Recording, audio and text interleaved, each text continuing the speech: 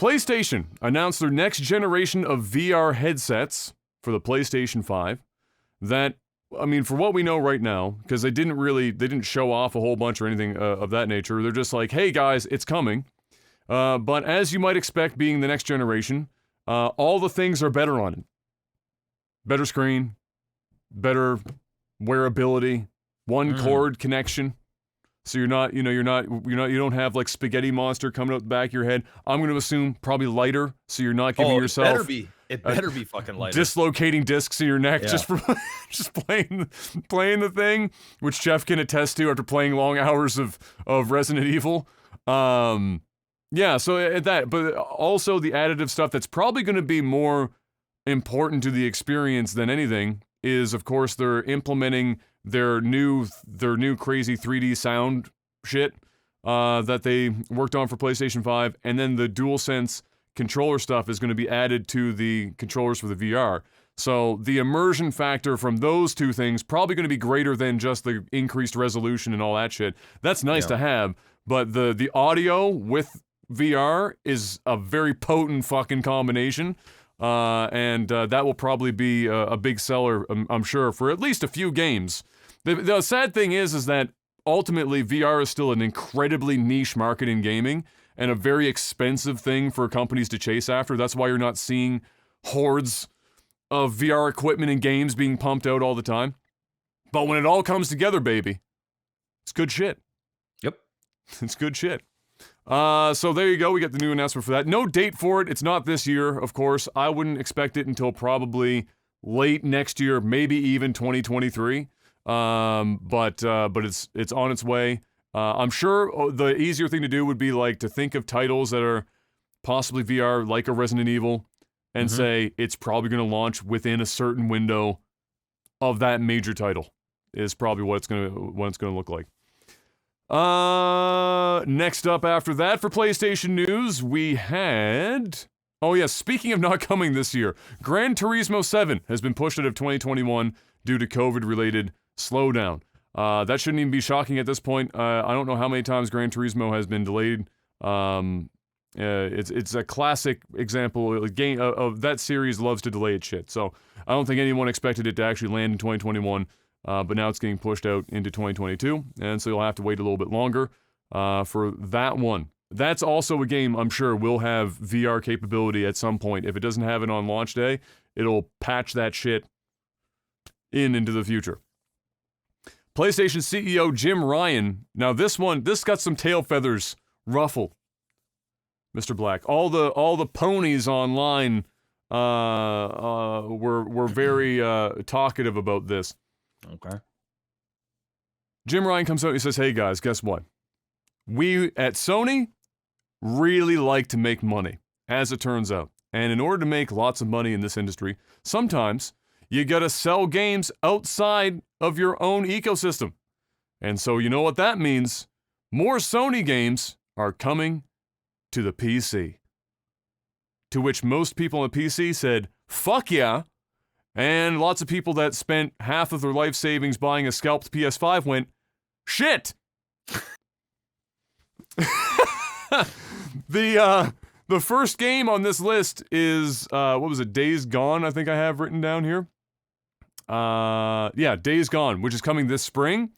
And then, of note, so Nibel on Twitter was pointing out that in the interviews that he read that Ryan did this week, he mentioned a heck of a lot of Horizon Zero Dawn 2 within the confines of 2021, but not really anything about God of War's sequel, which was technically supposed to also be this year. But I think it's safe to say, if he's not bringing it up and he's pushing Horizon... It ain't coming. It ain't coming this year. No. So, if you were hoping for that, it's, possibility. It is a small one, though. And now, for the real big one, the State of Play. That's like Sony's... Nintendo Direct, it's Sony's State of Play. They all have their little taglines for them.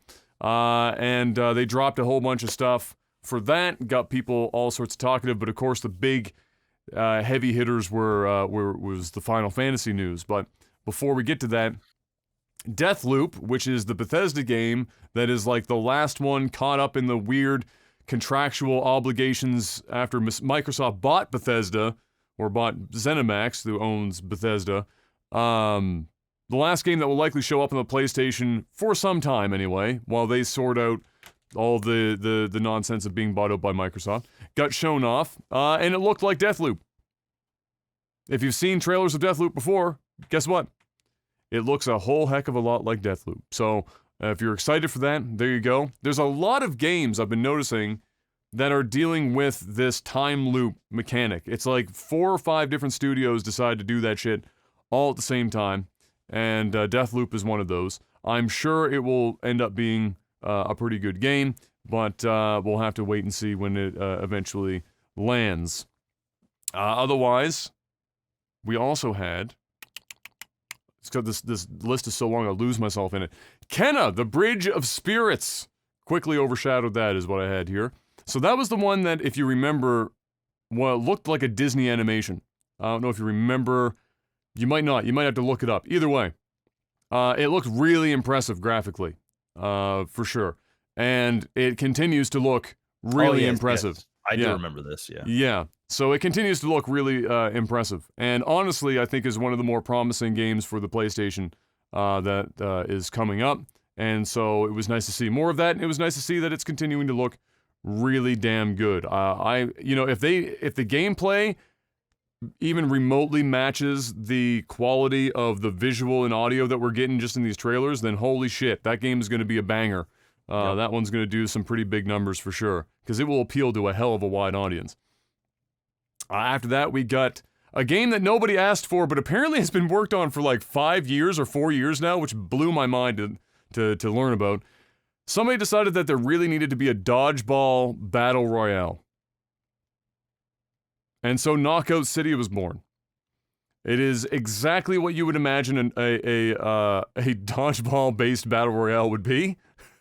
Now, when you see the trailer for it, if you watch the video for it, you would in a million years not think that it's been worked on for 4 years, if I'm going to be honest with you. And that's not a slight on the devs, it's just shocked me that it was 4 years worth of work. I don't know if that was like 3 years worth of brainstorming the whole idea of having dodgeball be a BR and then 1 year of actual game dev.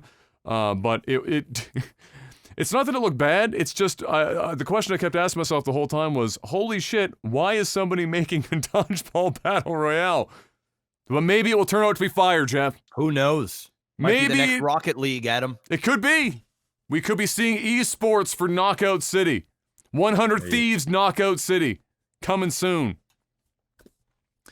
Other than that, we also got some more news, well, not news, but more, well, we did get more news. It was a release date, but another trailer for Returnal, which, again, you probably would have to look that up to remind yourself of what it was, but Returnal was the one where it's like a lady, she's in a spacesuit, she was on like another planet somewhere, but the planet was showing her like things from Earth and her memories, and they were really specific memories, and then it starts planting like fucking houses from her childhood and shit. So it's kind of like it almost struck me like a thriller kind of game, kind of deal, and like an action thriller of some sort. So they had a trailer for that, and then it's April 30th that it's landing, so we're going to be able to see that in all of its glory in the not too distant future. Crash Bandicoot 4 is also getting a PS5 upgrade. It's getting added to the list of games getting the next-gen updates, and that's not surprising given it's Crash Bandicoot. It's going to get 4K 60. So crisp. So smooth. So Crash Bandicoot. Also getting improved audio for those who really, really, really, really need improved audio in Crash Bandicoot. And haptic feedback for when you feel yourself running your head into boxes over and over again, hoping to find a free life. Other than that, this is where it went downhill, Jeff. Okay. It went downhill quick. It wasn't on a high hill to begin with. It was kind of like a shallow hill. It was like you go to Martok and you're learning on the bunny hill. It's like just enough of a grade to actually get momentum if you let yourself go on skis. However, it still went downhill from there. This is where we got the Final Fantasy VII Remake block, Mr. Black. And oh boy, did they bring the heat. They brought the hammers. So let's talk about the hammers that they brought. And I've got a couple of trailers here, if we want to watch them, just to get the full experience. But I'll go over this stuff first, and then you let me know if you want to watch some trailers to get it, because I don't know if you saw them yet. No. You didn't see them yet? Are these 8 minutes of gameplay, or just like a trailer? No, they're like a 2-minute trailer kind of deal. All right. No, there's no serious gameplay. Because to be honest, there's not much gameplay that you need to worry about seeing in these things. Okay. So first up, Final Fantasy VII Remake is getting a PS5 upgrade. Just like Crash, we're getting a PS5 upgrade. So graphic updates, better loading times are expected. Shocking development there. Good thing I didn't buy it yet. Now wait, you're really gonna be thanking yourself for not doing it, because wait until I explain what's coming up here next. So graphic updates, better loading times are expected. This is gonna be free for those who own the game on the PS4. However, the next little game additive to this, you're still gonna have to buy when it comes out. So you get the update from the PS4 version, you get it on the PS5 for free, but then you buy the Yuffie DLC. There is a story chapter, I guess you would want to call it. It's basically glorified DLC that's centered around Yuffie, the character. You would remember Yuffie from Final Fantasy VII. If you're lucky enough, you can encounter her in the first forest as soon as you get out of the shit stain that's Midgar. If not, you meet her a little bit later on. But she's the, goofy child ninja girl. And so they're introducing her into the mix, and they're doing so by giving her her own episode. So that's paid DLC. We don't know how much it's going to cost yet, but we can take a rough guesstimate on that one. So we know, for example, that if you were to buy the Final Fantasy VII Remake on PlayStation 4 right now, it's like $60. It's the full price, $60 right now. Okay. If you buy the game on PS5, it's $70, but it comes with the Yuffie story expansion. Okay. So if you did some math, odds are it's $10. If they're an asshole, $14.99. But otherwise, the best guess is going to be $10. Okay, so as for what the Yuffie DLC is, we don't really know too much, other than the fact that it's called Intergrade. They do love their weird-ass fucking names at Square Enix. And it introduces her character along with a couple of new ones. From the trailer, it looks like we'll still be in Midgard for the majority, if not the entire episode of this game. So, for those that were perhaps hoping to get the fuck out of Midgar after the last one, nope, you're still in Midgar, just now you're playing it through the eyes of Yuffie and her companions. So, just to clarify, again, this is the flow chart for what you need to know about what you're buying, where, and when, based on what you already own or do not own. So, if you have the PS4 version, you get a PS5 update for free, but you still pay for the Yuffie episode. If you don't have it, the PS5 release comes with the Yuffie episode for $70 US. Also, the Yuffie episode is a PlayStation 5 exclusive. So they're already abandoning the PS4, which I personally think is a bold move given the fact that nobody can technically find a fucking PS5 right now. And while there are several in the wild, it's mighty bold to be abandoning your 115 million user install base for your incredibly expensive and would-be lucrative Final Fantasy franchise in the middle of this whole situation. Bold move, but they're making the bold move anyway. So interestingly, they're releasing Final Fantasy VII Remake for free on the PlayStation Network. They have like the games that they'll release for free every month or whatever. So Final Fantasy VII Remake is apparently going to make its way into that rotation. However, if you get the game that way, you can't upgrade to the PS5 for free. So you only get the free PS5 upgrade owning the PS4 version if you paid money for the PS4 version. If you get the free version of the PS4 version of the game, then you have to pay for the PS5 version of the game. Mm-hmm. In which case, then you also get Yuffie's expansion. Or you can buy the expansion by itself. Or, no, because you're not able to transfer your base game if you get it for free on the PS4. So you can only transfer... Oh, I see what you're saying. If you've bought the game with dollars and not gotten it through the promotion of the free release on the PlayStation 4. So there you go. There is a trailer for it. I will say that on a positive note, they nailed the Yuffie design. It's exactly like what your childhood brain would probably have envisioned her to look like and act like in full glorious HD. And very, childish and kind of snarky and whatnot, kind of bratty. They introduced a couple of characters who I am positive are both going to die because neither of them existed in the original game and are probably just vehicles for her to have companions until they're no longer needed, and then they're going to get yeeted into the sun. It also could be they could be setting up side characters that weren't in the original game, so that in between episodes there may be these DLCs between each episode to kind of keep people. Oh, no, that's engaged. what this is. That's 100% what this is. And then you might be going back to those characters possibly in between the episodes. That's what I would be guessing, to keep you wanting to buy these DLCs. My guess is that, Yuffie is going to join the main cast of characters because she's an original character. These other characters are just new characters for this Yuffie episode, and my best guess is they're probably not going to exist outside of this episode, other than maybe a call out when Yuffie joins the rest of the main crew in the main line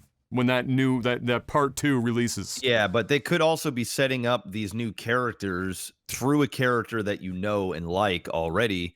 Then when the next episode comes out or they're not part of it, the next are you saying that they're continue those characters? Okay, so you're saying that they're like the B team that runs outside of the main story that are attached to the A team until the A team moves away, but then all the interludes of that. They can make their own story within the world of Final Fantasy VII, so that you're actually experiencing something new as well, and they might kind of tie it into the story of Final Fantasy VII. To answer some questions of like, oh wow, okay, so these characters behind the scenes that we never saw was part of this that we never really knew, but now we know. If the writing is smart.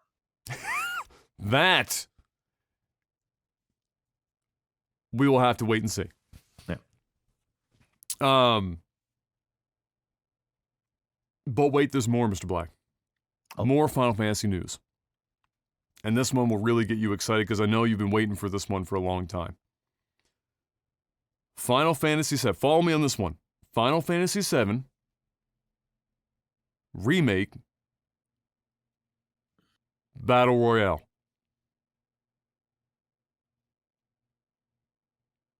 Mobile exclusive. This is... But nobody cares. That's the thing, right? Like, this is obviously just a play to the casuals that like are just gonna download some dumb fucking shit. No hardcore gamer is downloading and playing this and enjoying this. This is just like this is such fluff that I can't even be mad at it. I'm just like, yeah, they're just trying to make money. Nobody's playing this. Well, I want footage of the boardroom meeting when somebody stood up and said, "Hey guys, I have an idea. Let's make a Final Fantasy VII Battle Royale." And somebody said, "Green-lighted." Well, here's the thing. I think we might be underestimating the massive mobile market and the fact that they are going to make tons of money on something here in North America we are not going to give a fuck about. This is for China? Yeah. Almost exclusively. Yeah. And for nobody else. Yeah. So let them do what they want. Like, I just find it fucking hysterical. No matter how much, if they're making money or not, it's fucking whatever to me. It's the simple fact that somebody greenlit Final Fantasy fucking VII Battle Royale. If there was ever a game in the list of games that when somebody back in like 2018 said, when everyone knew that Battle Royale was going to be the thing that we were going to have to live with in every franchise forever, pretty much, what game or what games would land in that genre? In a million fucking years, you would have never heard it leave my lips that I thought that Final Fantasy was going to get a Battle Royale, and here we are. So I can't wait to see that banger. I'm equally as interested in how it performs. If it does sell well, amazing. If it doesn't, also amazing. But wait, there's more. We're not done, Mr. Black. This is perhaps the most important one out of the entire list for me. Okay. Final Fantasy VII Ever Crisis. What a great name. Ever Crisis. Final Fantasy overload right now. Out of my mind, Final Fantasy. Woo! Described as a chapter-structured single-player game that covers the whole of the Final Fantasy VII timeline, including compilation titles like Advent Children, Before Crisis, Crisis Core, and Dirge of Cerberus. It will also have new material covering the origins of Soldier and use a materia battle system similar to the original Final Fantasy VII. This is also mobile exclusive, and it will be released in monthly installments. I don't care about any of this. There isn't a piece of Final Fantasy news that I've heard that I'm going, wow. This is exciting stuff.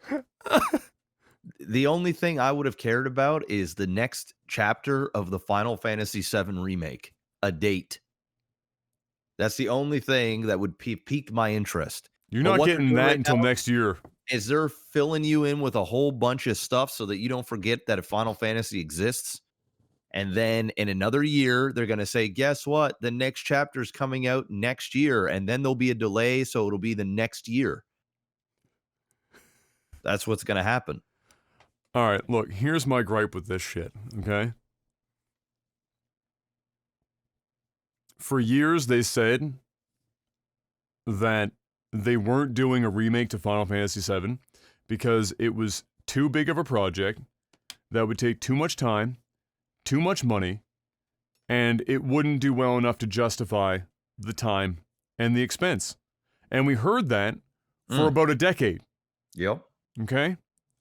Until they just stopped talking about it. And at the same time, the fans stopped talking about it. The fervor went away. Then we got the first installment of Final Fantasy VII Remake, and we learned that despite all the marketing that they went through to basically try and show everyone that it was quite literally a remake, it was in fact a reimagining, would have been a more accurate description of this. So they sold hard on nostalgia and then pulled some M. Night Shyamalan bullshit in the game because I'm pretty sure they knew that if they had told everyone that it was M. Night Shyamalan doing it in the first place, not as many people would have picked up the game in the first place. Gotcha, bitch! So, we already knew that at that point that it was a bit of a farce, that they had complained for a decade that it was too big of a project, because not only did they take on this project, they decided to balloon it into multiple fucking episodes and change the game at the same time. Make more work for themselves. So a thing that they said was too much was suddenly totally viable, even though they ballooned it out of fucking control. Then we find out that, of course, they're going to be doing breaks in between of these episodes for long periods of time because it's a big project, and rightfully so. And now we're getting episodes in between each project for characters that are being added in. So I'm going to say that we're going to get one, like we're seeing for Yuffie. We're going to get one for Vincent. We're going to get one for probably Sid. You know, there's 2 or 3 other characters probably that you could come up with that would make sense to have. Cool to have a Sephiroth one. That would be pretty cool. To have to play the bad guy. That would be pretty cool. But Jeff, that would be unique and interesting. And they're not good at that. All right. So, point. Look. So that's my gripe with this shit. So so when we got that, it was already, like I said in my review, it was like getting kicked in the fucking balls. After like 10 years of them bitching and moaning, they give us this, a complete reimagining that's more work than the original, and in my estimation ends up being worse than if they had just gone ahead and remade the original and left it as what people begged for a decade. Now they're giving us, Nomura's You're Fighting Fate. Ah! With lots and lots of buckles and belts, because it's Nomura. So, now the extra spit in the face is the thing that everyone asked for a decade that they said was too much work and then replaced it with the fuckery that they're doing right now is being done on top of that shit.